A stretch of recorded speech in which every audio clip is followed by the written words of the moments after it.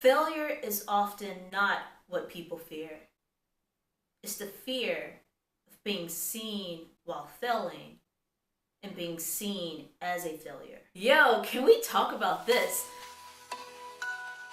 Failure is something, failure and fear are both two things that I love to talk about a lot because I have gone through so many points in my life where I took those risks where I could have failed, and there are some points where I did fail on a lot of things. But the fear of failure is something that paralyzes so many of us from reaching our potential because we always think about the what ifs, like the negative outcomes that might happen. And I get a little confused when I hear people who are like, yo, but what if this flops? Yo, what if I don't make it? What if I don't make money with this? And I'm like, yo, if you do the due diligence to get your work seen by others, to find the people who can connect you with the resources that you need. If you continue building skills, if you continue producing, always be producing. I personally believe that we can make the ideas that we have in our hearts and in our minds come to life. In the design world, we're always told that if you can learn from failure, you can iterate, you can pivot. And if you can iterate and pivot towards like a better, stronger, bolder idea, then you can keep growing, you can keep on your journey. Sometimes, failure happens and you have to stop. It's like, okay, let's stop, this ain't gonna work. Let's start over, let's do something different. And that is okay too. Ingenuity isn't just like that midnight moment of a big aha. Oftentimes, the people that we see who are most successful, the people who we think are overnight celebrities, they've been working at their craft for years and for a long time. And oftentimes, it's not until we are successful that we talk about the failures that happen along the way.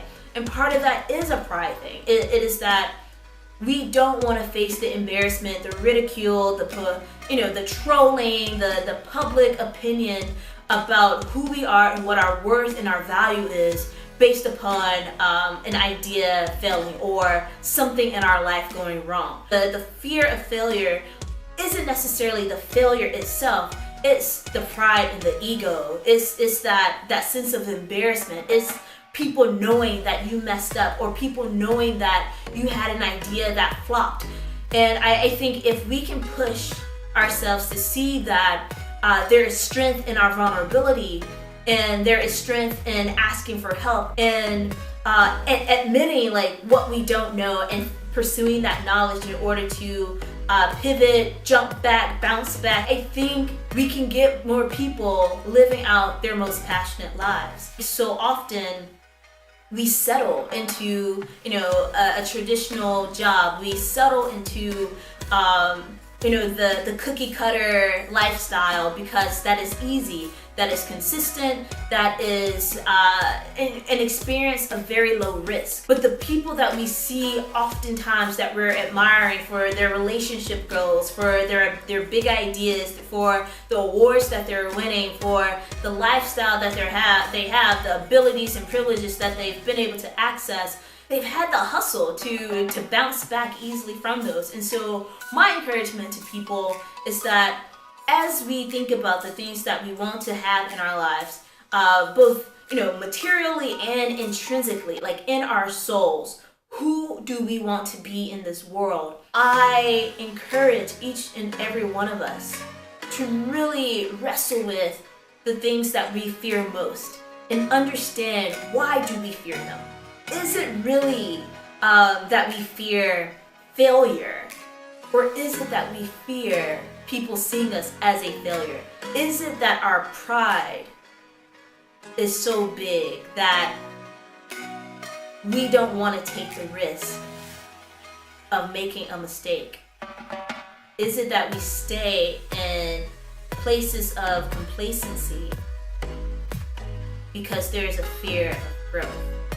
Because there is a fear of what might go well? Let me know your thoughts in the comments below. This is something that I don't have answers to. I am wrestling with it myself in so many aspects of my life.